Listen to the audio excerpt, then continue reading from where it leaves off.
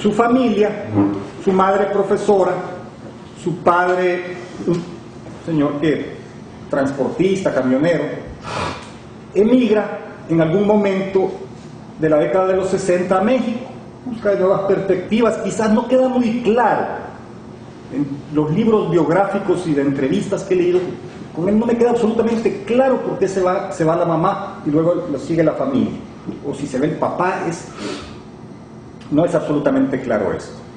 El hecho es que llegan a México, y cuando él llega a México, Roberto Bolaño tendría 13 años. Roberto Bolaño nace en 1953, creo que llega a México en el 66, 67, 68. Pues como todo joven, va a la prepa en México, abandona la prepa, ni siquiera termina la prepa, y se junta con un grupo de poetas que encuentra en estos, que se reúnen en un café que se llama el Café La Habana, y que son un montón de muchachos que están en un taller literario que dan en la Universidad de México. Como ustedes saben, en Latinoamérica no existen los programas de escritura creativa en las universidades, sino que lo que existe son talleres que algunos autores dan para hacer unos centavos extra. Y bueno, en este marco, y en el caso mexicano muy institucionalizados a partir de los 60, que el mismo Estado los promueve, pero no dando un grado, sino que nada más dando un certificadito o algo así. Y Bolaño se conecta con este grupo. Entonces este grupo de poetas son tipos jóvenes de extracción clase media baja, diría yo, que aparecen en un México en crisis, en un México que viene saliendo de 1968. Como ustedes saben, la primera gran crisis que sufre el PRI y el régimen de partido único en México es en 1968, y que tiene su máxima expresión en la masacre de Tlatelolco. Y la masacre de Tlatelolco implica la gran ruptura, o la primera gran ruptura en el Estado mexicano. Hasta los 80 se vuelve a dar otra ruptura de esa envergadura, cuando parte de esos intelectuales se escinden de lo que vendría a ser la conducta tradicional del intelectual orgánico mexicano dentro de este sistema de partido único. En esta nueva situación salen estos jóvenes. Ninguno de ellos pertenece a una familia pudiente, ninguno de ellos tiene recursos, ninguno de ellos, que yo sepa, termina casi ni la preparatoria, y todos traen el demonio de la poesía adentro. Y bueno, van a uno de estos talleres, lo cual está descrito, todo este periodo está descrito en Los Detectives Salvajes. Van a uno de estos talleres y se pelean con el maestro de ese taller, porque el maestro de ese taller es la mejor expresión del periodismo literario, y bueno, y hacen sus cosas aparte, y comienzan a sobrevivir, venden marihuana, hacen tranzas, es la mezcla un poco rock, un poco literatura, publican una pequeña antología de poesía. En el interín, Roberto Bolaño, cuando está en su punto más álgido la crisis del gobierno de Salvador Allende, decide regresar a Chile y se va por bus. Si ustedes revisan sus entrevistas, sus crónicas y todo este montón de libros que ahora se han publicado sobre él, sobre todo en las entrevistas, el único lugar que menciona Roberto Bolaño de su trayecto de ida a Santiago de Chile desde la Ciudad de México es San Salvador, donde menciona que se quedó en la casa de un amigo común, que ahí conoció a unos tipos que después se convertirían en comandantes del FMLN, y solo eso menciona. Llega a Chile. Mi impresión es que Roberto Bolaño no era un hombre que tuviera un pensamiento político establecido como nosotros entendemos a un intelectual con un pensamiento político muy establecido. Tenía un principio y una intuición, pero no era un elaborador intelectual en términos políticos, menos a esa edad. Entonces llega a Chile y bueno, el golpe de Estado, como quien dice, bienvenido, ¿no? El golpe de Estado, pues llega un muchacho con acento mexicano de 20 años a Chile.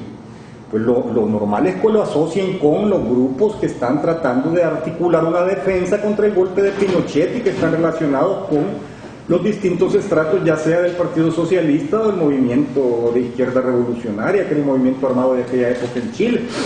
Entonces, hay un momento en que él cuenta, todo esto reconstruido de sus entrevistas, cuenta cómo pues lo capturan en un retén. Lo capturan y él estaba conectado con alguna gente que estaba tratando de hacer alguna resistencia desde el sector obrero. Pero él lo que era un aprendiz de poeta, aventurero, con aquel sentido de que allí en su país estaba gestando algo y que le tocaba, el destino lo llevó ahí, a que lo probara.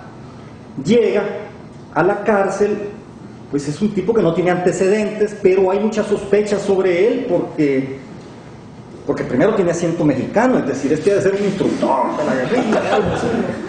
Y luego pues no hay antecedentes, ¿verdad? Es más fácil cuando hay antecedentes.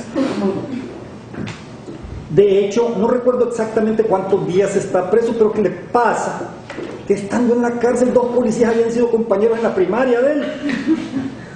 Eso lo cuenta también él en alguno de sus cuentos.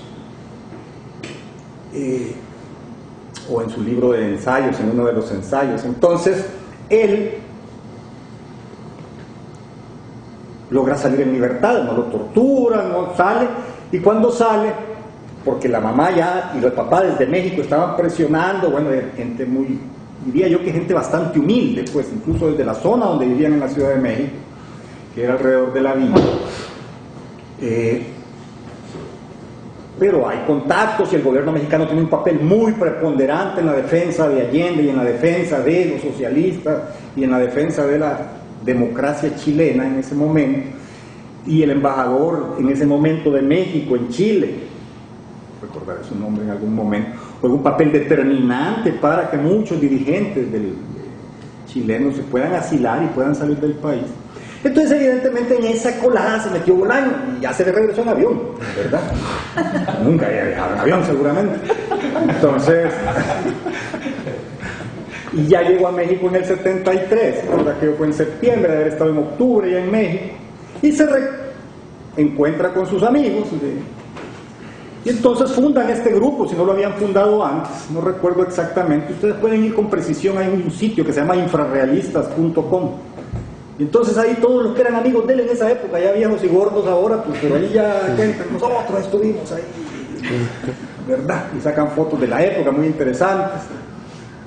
Pero este grupo, ¿a qué se oponía? ¿Contra qué protestaba?